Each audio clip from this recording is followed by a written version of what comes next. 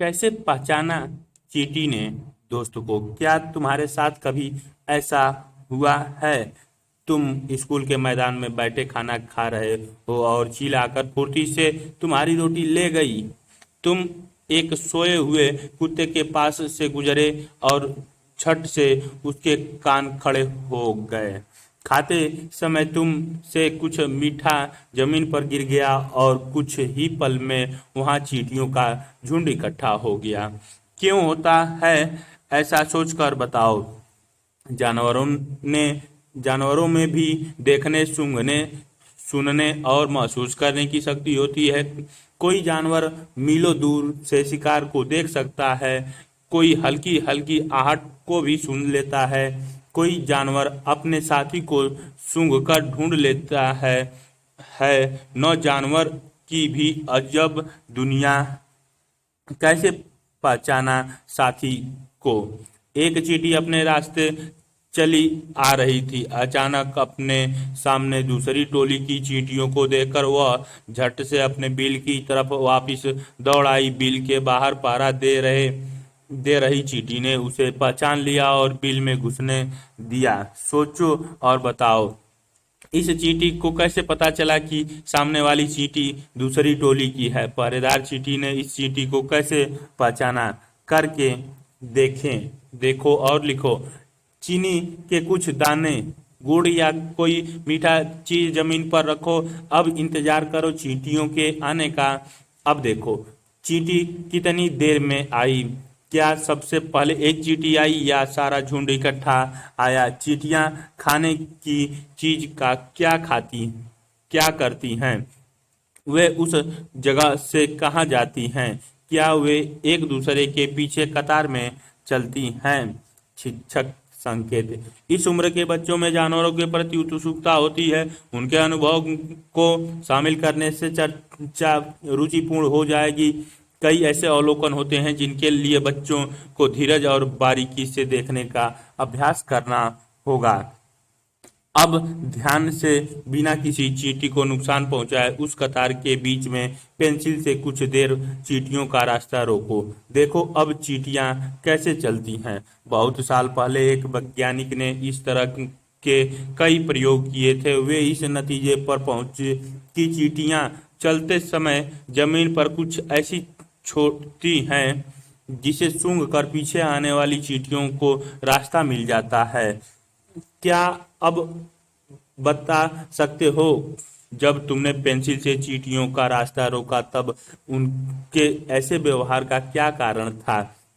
कुछ नर कीड़े मकोड़े अपनी मादा कीड़ों की गंध से उसकी पहचान कर लेते हैं। क्या तुम कभी मच्छरों से परेशान हुए हो? सोचो उन्हें कैसे पता चलता है कि तुम कहाँ हो। मच्छर तुम्हारे शरीर की गंध, खासकर पैरों के तलवे की, और तुम्हारे शरीर की गर्मी से तुम्हें ढूंढ लेते हैं। मैं रेशम का कीड़ा हूँ। मैं अपनी मादा को अपनी गंध से कई किलोमीटर दूर से ही पहचान लेता हूँ। क्या तुमने कभी किसी कुत्ते को इधर उधर कुछ सूंघते हुए देखा है? सोचो कुत्ता क्या सूंघता है। सड़क पर कुत्तों की भी अपनी जगह बटी होती है। कुछ एक कुत्ता दूसरे कुत्ते के मलमूत्र की गंध से जान लेता है कि उसके इलाके में बाहर का कुत्ता आया था। लिखो, हम कुत्तों के सूंघने की शक्ति का इस्तेमाल कहाँ कहाँ करते हैं? किन किन मौकों पर तुम्हारी सूंघने की शक्ति तुम्हारे काम आती है? सूची बनाओ। उदाहरण के लिए, खाने की गंध से उसके खराब होने का पता चलना, किसी चीज के जलने का पता चलना। तुम्हें बिना देखे किन जानवरों को उनके गंध से पहचान सकते हो? उनके नाम लिखो।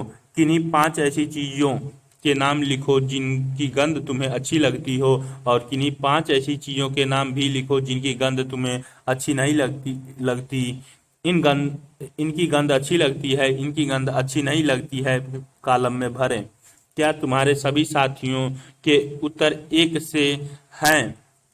चर्चा करो। क्या तुम्हें अपने घर के लोगों के कपड़ों से गंध आती है? किसको? किसी कभी किसी भीड़ से भरी जगह जैसे मेले में, बस में, ट्रेन आदि में तुम्हें गंध का एहसास हुआ है? बताओ कैसा लगा। ऐसा क्यों? आज रजनी को जरूरी काम से कहीं जाना पड़ा। अपने 6 महीने के बेटे दीपक को वह अपनी बहन सुशीला के पास छोड़ गई। सुशीला की अपनी बेटी भी इतनी ही छोटी है। मजे की बात यह हुई कि दोनों बच्चों ने एक साथ पोटी लेट्रिन कर दी। अपनी बेटी की पोटी धोने के बाद जब वह दीपक की पोटी साफ करने लगी तो फटाफट अपने मुंह नाक को दुपट्टे से ढक लिया। सोचो और चर्चा करो। सुशीला ने अपनी बेटी की पोटी साफ करते समय तो मुंह नहीं ढका, लेकिन दीपक की पोटी साफ करते समय उसने मुंह ढक लिया। ऐसा क्यों? जब तुम कूड़े के ढेर के पास से गुजरते हो, वहां की गंध तुम्हें कैसी लगती है?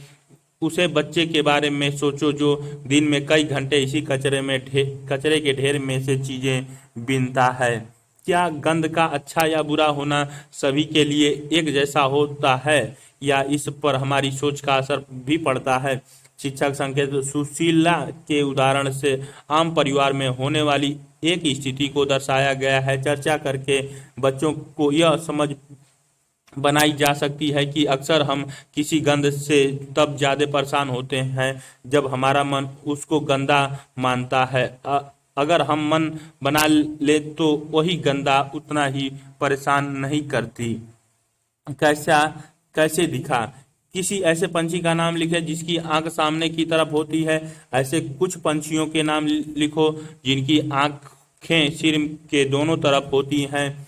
इन पंछियों की आंखों का आकार उनके सिर की तुलना में कैसा होता है?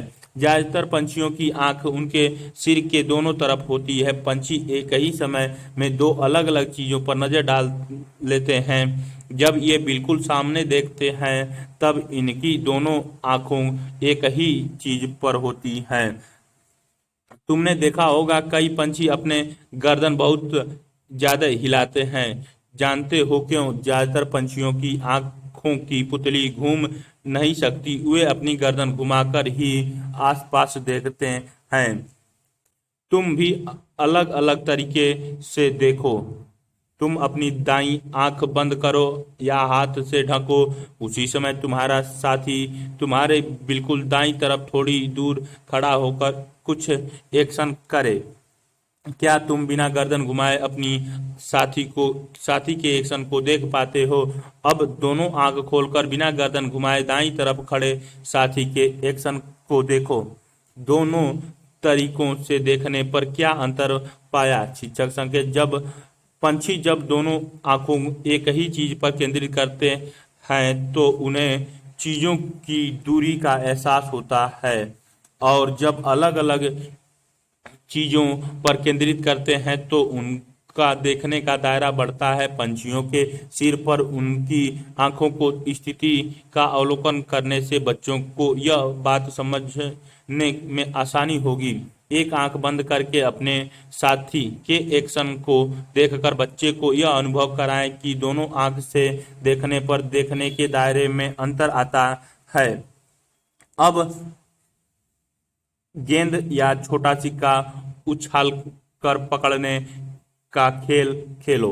एक बार दोनों आंख खोलकर और एक बार एक आंख बंद करके किसी स्थिति में उसे पकड़ना आसान लगा। सोचें अगर पंछियों की तरह तुम्हारी आंखें तुम्हारे कान की जगह होती तो कैसा होता? तुम ऐसे क्या क्या काम कर पाते जो अभी नहीं कर पाते हो? चील, बाज और गिद्ध जैसे पंछी हमसे 4 गुना ज्यादा दूर से देख पाते हैं। जो चीजें हमें 2 मीटर की दूरी से दिखाई पड़ती है वह चीज ये पंछी 8 मीटर की दूरी से देख लेते हैं। क्या तुम सोच सकते हो जमीन पर पड़ी हुई एक रोटी किसी चील को कितनी दूर से दिखाई दे जाती होगी? मजेदार बात। और जैसे हमें इतने सारे रंग दिखाई देते हैं उतने रंग जानवरों को दिखाई नहीं देते। देखो इन जानवरों को ये चित्र कैसे दिखाई देता है। ये चित्र दीपा पालसवार द्वारा बनाया गया चित्र दिखाई गई है। ऊपर ये पंछी का दृश्य दिखाया गया है। आम तौर पर माना जाता है कि दिन में जागने वाले जानवर कुछ रंग देख पाते हैं और रात में जागने वाले जानवर हर एक चीज को सफेद और काला ही देखते हैं। काला ही देखते हैं। कितने तेज है कान। तुमने कक्षा 4 में पढ़ा था, हमें पंछियों के कान दिखाई नहीं देते। उनकी बाहरी कान छोटे छोटे छेद जैसे होते हैं जो उनके पंखों से ढके रहते हैं। लिखो। 10 जानवरों के नाम लिखें जिनके कान दिखते हैं। कुछ जानवरों के नाम लिखें जिनकी बाहरी कान हमारे बाहरी कान से बड़े होते हैं। सोचो, तुम्हें क्या लगता है, क्या जानवर के कान के आकार और उनके सुनने की शक्ति में कुछ संबंध होता है? करके देखो। स्कूल में कोई शांत जगह ढूंढो जहां वहां एक बच्चा बाकी बच्चों से थोड़ी दूर खड़ा होकर धीरे से कुछ बोले। बाकी बच्चे उसे ध्यान से सुने। वही बच्चा फिर से उतनी ही धीरे बोले। इस बार बाकी बच्चे अपने कान के पीछे हाथ रख कर सुने। किस बार आवाज ज्यादा साफ सुनाई दी, अपने साथियों से भी पता करो। तुम अपने कानों पर हाथ रखकर कुछ बोलो, अपनी ही आवाज सुनाई देती है न। एक बार डेस्क को बजाओ, कैसी आवाज आती है। अब जैसे चित्र में दिखाया है वैसे ही डेस्क पर कान लगाओ। एक बार फिर अपने हाथ से डेस्क बजाओ, कैसी आवाज आती है। क्या दोनों आवाजों में कुछ अंतर है? सांप भी कुछ ऐसी ही सुन पाता है। उसके बाहरी कान नहीं होते। जमीन पर हुए कंपन को ही वह सुन पाता है। आवाजें अलग अलग। जंगल में ऊंचे पेड़ पर बैठा लंगूर पास आती मुसीबत जैसे शेर चीता को देखकर एक खास आवाज निकालकर अपने साथियों को संदेश देता है। इस काम के लिए पंछी भी खास आवाज निकालते हैं। कुछ पंछी अलग अलग खतरों के लिए अलग अलग आवाजें निकालते हैं, जैसे उड़कर आने वाले दुश्मन के लिए एक ही आवाज और जमीन पर चलकर आने वाले के लिए दूसरी तरह की आवाज। मछलियां खतरे की चेतावनी एक दूसरे को बिजली तरंग से देती हैं। कुछ जानवर तूफान या भूकंप आने से कुछ समय पहले अजीब हरकतें करने लगते हैं। जो लोग जंगल में रहते हैं और जानवरों के इस व्यवहार को समझते हैं, वे जान लेते हैं कि भूकंप आने वाला है या कुछ अनहोनी होने वाला वाली है। चित्र में ममता पांड्या बनाया है चित्र। सन 2004 दिसंबर में आई सुनामी से कुछ समय पहले जानवरों के अजीब व्यवहार और उनके द्वारा दी गई चेतावनी भारी आवाजों को अंडमान की एक खास आदिवासी जाति समझ गई। उन्होंने वह इलाका खाली कर दिया। इसी प्रकार इस जाति के लोग सुनामी के कहर से अपनी जान बचा पाए। डॉल्फिन भी अलग अलग तरह की आवाजें निकालती हैं और एक दूसरे से बात करती हैं। वैज्ञानिकों का यह मानना है कि कई जानवरों की अपनी पूरी भाषा है। लिखो। क्या तुम कुछ जानवरों की आवाजें समझ सकते हो? किस किस की? क्या कुछ जानवर तुम्हारी भाषा भी समझ सकते हैं? कौन कौन से? आओ खेलें एक मजेदार खेल। जिस तरह पंछी हर अलग बात के लिए अलग अलग आवाज निकालते हैं, उसी तरह तुम भी अलग अलग बातों के लिए आवाजों की भाषा बना लो। ध्यान रहे, बोलना नहीं है, केवल आवाजें निकालनी है और साथियों को अपनी बात समझानी है। किन बातों के लिए चेतावनी संदेश भेजना चाहोगे? जैसे कक्षा में टीचर के आने पर। कितना सोएं। बहुत से जानवर किसी खास मौसम में लंबी गहरी नींद में चले जाते हैं। लंबी भी इतनी कि कई महीनों तक फिर दिखाई नहीं देते। क्या तुमने कभी ध्यान दिया है कि सर्दियों के दिनों में अचानक ही छिपकलियां कहीं गुम हो जाती हैं? सोचो वे ऐसा क्यों करती होंगी। शिक्षक संकेत पाठ में कुछ जानवरों के उदाहरण दिए गए हैं जिनमें उनकी संवेदनशील ज्ञान इंद्रियों की बात की गई है, पर इस शब्द का इस्तेमाल नहीं किया गया है। अन्य और जानवरों के ऐसे ही व्यवहार के बारे में जानने के लिए बच्चों को अखबार पढ़ने व टीवी पर उपयुक्त कार्यक्रम देखने के लिए प्रेरित करें। स्लॉथ। ये भालू जैसा दिखते हैं पर भालू नहीं है। ये दिन के करीब 17 घंटे पेड़ पर उल्टे सिर लटकाकर मस्ती से सोते हैं। ये जिस पेड़ पर रहते हैं उसी के पत्ती खाकर पलते हैं, इसीलिए इन्हें कहीं और जाने की जरूरत ही नहीं पड़ती। जब ये अपने पेड़ के सारे पत्ते खा लेते हैं तभी वे पास के पेड़ पर जाते हैं। लगभग 40 वर्ष के अपने पूरे जीवन में ये मुश्किल से 8 पेड़ों पर घूमने की तकलीफ उठाते हैं। ये सप्ताह में एक बार ही शौच करने के लिए पेड़ से नीचे उतरते हैं। चित्र में दिखाई गई है इस्लात का जागना 18 घंटे, 24 घंटे, 6 घंटे, इस्लात का सोना 12 घंटे। अगर इस्लात की सोने और जागने की प्रक्रिया 24 घंटे की घड़ी में दिखानी हो तो वह ऐसी दिखेगी। 24 घंटे, 6 घंटे, 8 घंटे और 12 घंटे। बताओ छिपकली के लिए सर्दियों में यह घड़ी कैसी दिखेगी। चित्र में कुछ जानवरों के सोने के समय को दिखाया गया है। हर चित्र के नीचे लिखो कि वह जानवर एक दिन में कितने घंटे सोता है। गाय, अजगर, जिराफ, बिल्ली। अपने आसपास किसी जानवर को देखकर क्या तुम्हारे मन में कुछ प्रश्न उठते हैं? कौन से?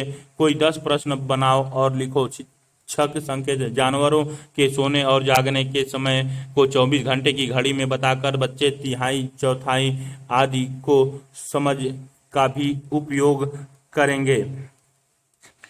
बाघ अंधेरे में हमसे 6 गुना बेहतर देख सकता है। बाघ की मूछें हवा में हुए कंपन को भांप लेती हैं और उसे शिकार की बिल्कुल सही स्थिति का पता चल जाता है। इससे इन्हें अंधेरे में रास्ता ढूंढने में भी मदद मिलती है। बाघ अपने इलाके में मूत्र करके अपनी गंध छोड़ते जाते हैं। यह इलाका कई किलोमीटर बड़ा हो सकता है। एक बाघ किसी दूसरे बाघ के मूत्र की गंध को झट पहचान लेता है, फिर उसे इलाके में घुसना या नहीं यह तो उस बाघ की मर्जी है। बाघ मौके के अनुसार अपनी आवाज बदलता रहता है। गुस्से में अलग आवाज और बाघिनी को बुलाना हो तो अलग आवाज, कभी कराहना हो तो कभी गुर्राना। बाघ का गुर्राना 3 किलोमीटर दूर तक सुना जा सकता है। बाघ हवा से पत्तों के हिलने और शिकार के झाड़ियों में हिलने से हुई आवाज में अंतर को भांप लेता है। बाघ के दोनों कान बाहर की आवाज इकट्ठा करने के लिए अलग अलग दिशाओं में बहुत ज्यादा घूम भी जाते हैं। बाघ इतना सतर्क जानवर है, लेकिन इस सब के बावजूद आज वह खतरे में है। सोचो जंगल के बाघ को किन चीजों से खतरा होगा। क्या हम भी जानवर के लिए खतरा बने रहे हैं? कैसे? क्या तुम जानते हो हाथी को उसके दांत, गैंडे की सींग, शेर, मगरमच्छ और सांप को उनकी खाल के लिए मार दिया जाता है। कस्तूरी हिरण की थोड़ी सी खुशबू के लिए मारा जाता है। जानवरों को मारने वाले लोगों को शिकारी कहते हैं। हमारे देश में बाघ और अन्य कई जानवरों की गिनती कितनी कम हो गई है कि इनके लुप्त हो जाने का खतरा है। हमारे देश की सरकार इन्हें बचाने के लिए बहुत से जंगलों को सुरक्षा दे रही है, जैसे उत्तराखंड का जिम कॉर्बेट नेशनल पार्क और राजस्थान के भरतपुर जिले में घना। इन जंगलों में जानवरों का शिकार मना है। यहाँ लोग जानवरों या जंगल को कोई नुकसान नहीं पहुँचा सकते। पता करो भारत में जानवरों की सुरक्षा के लिए ऐसे नेशनल पार्क और कहाँ-कहाँ हैं। इनके बारे में जानकारी इकट्ठा करके रिपोर्ट तैयार करें। हम क्या समझे? क्या तुमने कभी ध्यान दिया है बहुत से गायक गायिकाएं गाते समय अपने कानों पर हाथ रखते हैं? वे ऐसा क्यों करते होंगे? कुछ उदाहरण देकर समझाओ जिससे हमें पता चलता है कि जानवरों की देखने, सुनने, सूंघने और महसूस करने की शक्ति बहुत तेज होती है। शिक्षक बाघ व अन्य जानवरों की संख्या कम होने का कारण पेचिंग जंगलों का विनाश। आवास बनाने के लिए जंगलों में आग पर चर्चा करने से बच्चे बॉक्स में दी गई जानकारी को समझ सकेंगे। आओ बनाए कागजी का कुत्ता। सामान थोड़ा मोटा कागज, पेंसिल और कैंची ले लें। एक स्टेप से दूसरे स्टेप, तीसरे स्टेप, चौथे स्टेप में कागज में से लंबी पट्टी काटें। इस पट्टी पर चित्र में दिखाए तरीके से निशान लगाएं। 1 से 6 तक के निशानों पर काट लगाएं। 1 से 2 नंबर के काटे हुए हिस्से को आपस में फंसाएं। चित्र 1 में इसी तरह 3 और 4 में और 5 और 6 में फंसाएं। चित्र 2 और 3 और चित्र 3 में कुत्ते के पैर वाले हिस्से पर जो निशान दिख रहे हैं उन पर भी काट लगाएं। सिर के ऊपर के कटे हुए हिस्से को मोड़कर कुत्ते के कान बनाएं। चित्र 4 में दिखाई ये है ना मजेदार। चित्र 6 तक पूरा कंप्लीट कुत्ते का दृश्य बन जाएगा।